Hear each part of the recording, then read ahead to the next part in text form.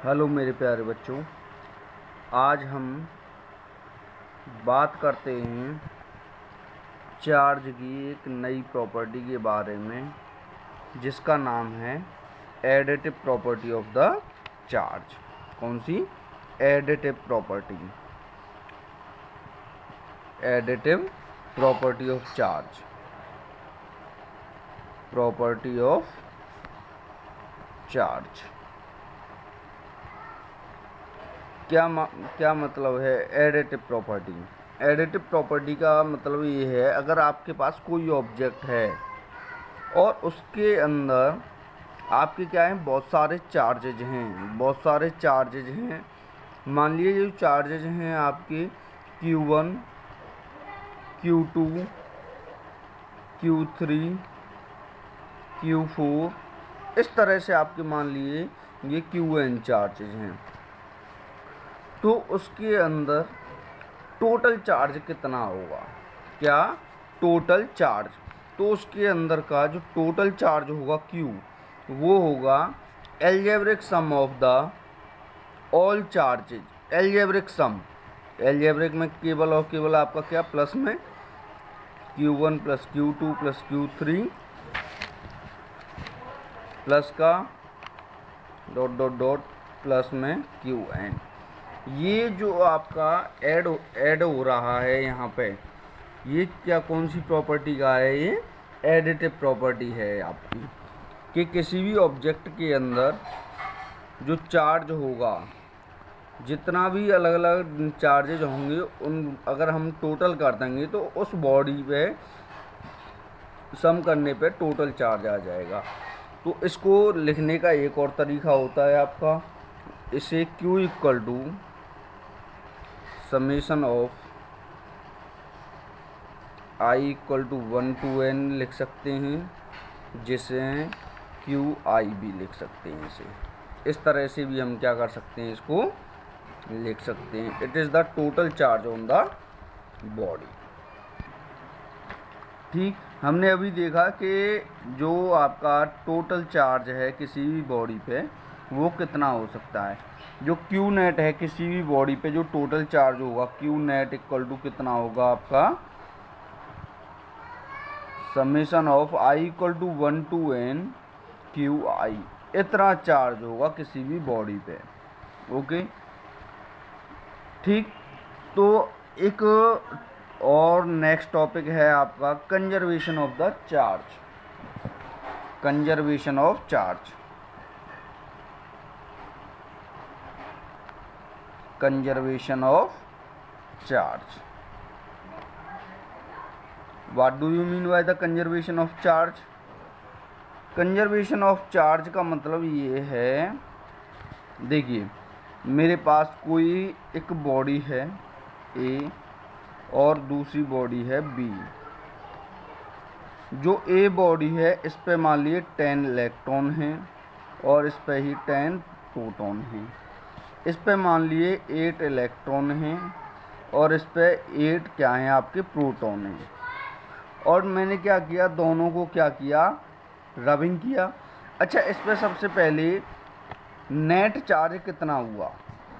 मैंने बोला जो नेट चार्ज है इस पे, जो Q1 है, एक बॉडी पे जो Q1 मान लिया मैंने, इस पे जो नेट चार्ज है 10 इलेक्ट्रॉन है और 10 प्रोटॉन है। भाई सेम चार्जेज हैं दोनों पे, क्या तो क्या Q1 मान लिया एक बॉडी पे, मान लिया आपका क्या जीरो नहीं हो सकता है? 8 इलेक्ट्रॉन और 10 इलेक्ट्रॉन और 10 प्रोटॉन को जब ऐड करेंगे आपका क्या हो जाएगा, जीरो। जो दूसरी बॉडी B है, इस पे मान लीजिए जो Q2 है, वो क्या होगा, इस पे 8 इलेक्ट्रॉन है, इस पे 8 प्रोटॉन है, ये नेगेटिव चार्ज, ये पॉजिटिव चार्ज, तो ये भी क्या हो जाएगा, जीरो हो जाएगा।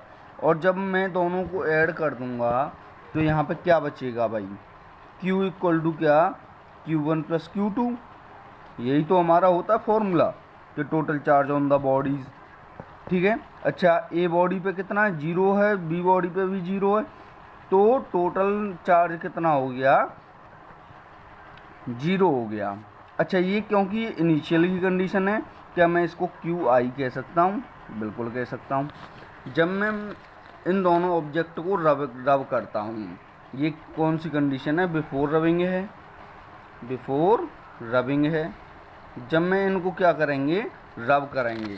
आफ्टर द रबिंग, जब हम रब करते हैं और रब करने के बाद मान लिए जो इस पर जो 10 इलेक्ट्रॉन थे, इस पर 10 प्रोटॉन थे, और यहाँ पे हम क्या कर रहे हैं? रब कर रहे हैं 8 इलेक्ट्रॉन और 8 क्या आपके प्रोटॉन। मान लीजिए ये जो आपका यहाँ से आपका जो ए बॉडी है और ये बी बॉडी है, 3 इलेक्ट्रॉन क्या हुए? बी बॉडी में क्या हो गए? ट्रांसफ़र हो गए 3 इलेक्ट्रॉन।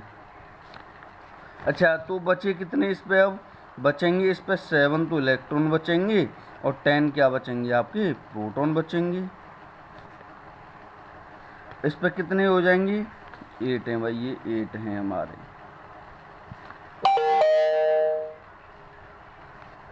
इस पे आपके 11 इलेक्ट्रॉन और 8 प्रोटॉन। इस पे कितना चार्ज बचा? इस पे तो 3 प्रोटॉन का चार्ज होगा बचा।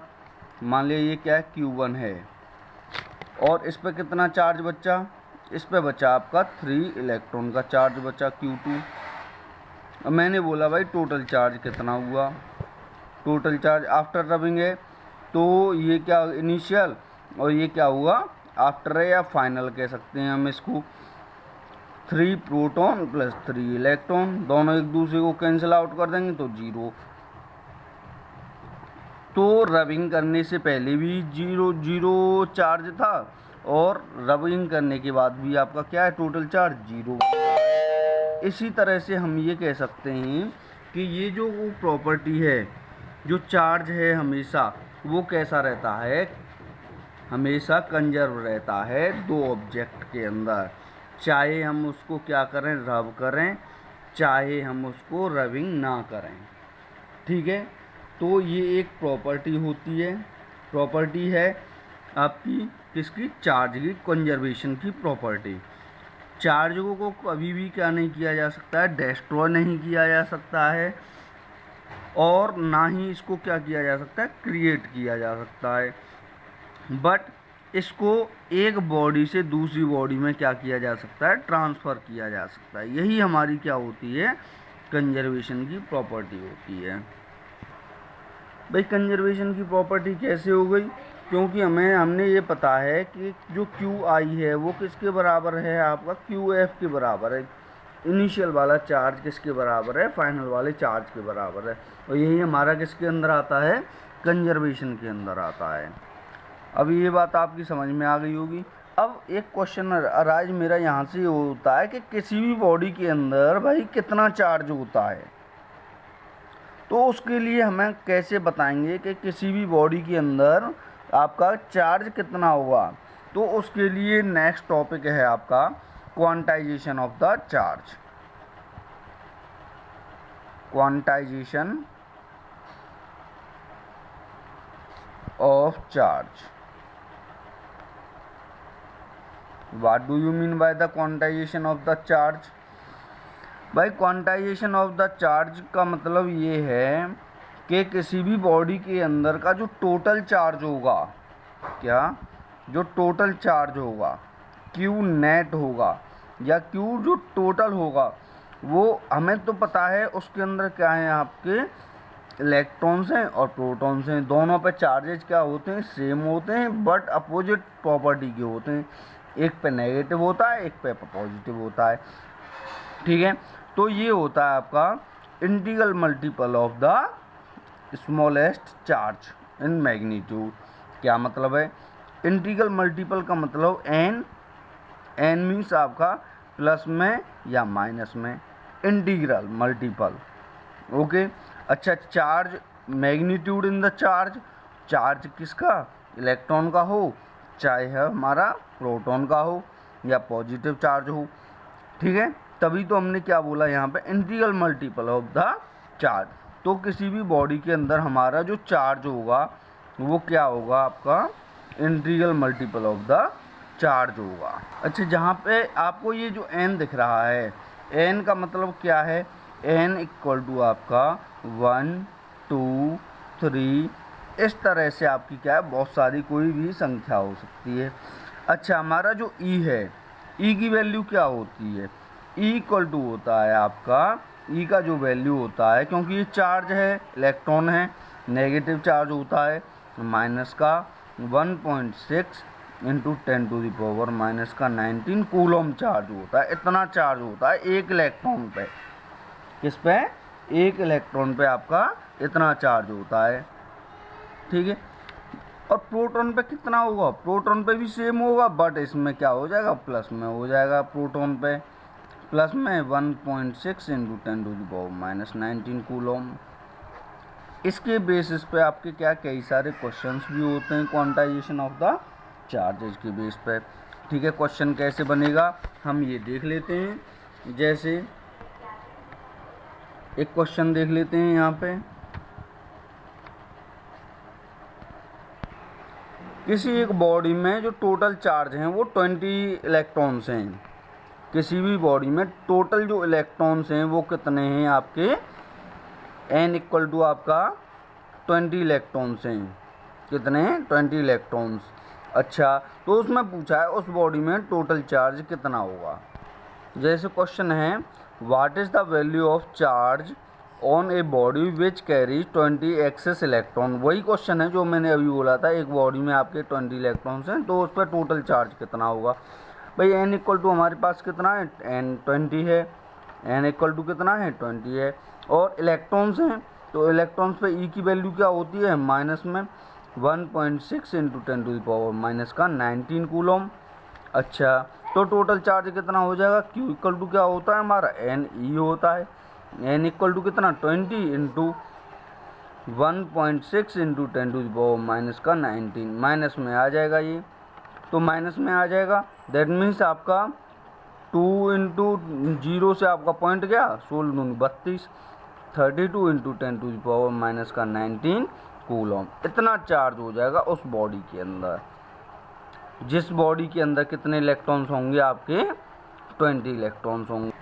नेक्स्ट क्वेश्चन ये है हमारा कि एक बॉडी है जिसमें is the charge of A this possible. क्या किसी भी बॉडी में ये जो चार्ज है 5.8 इंटू 10⁻⁻8 कूलम, ये क्या पॉसिबल है? हमने कहा वो चेक कर लेते हैं।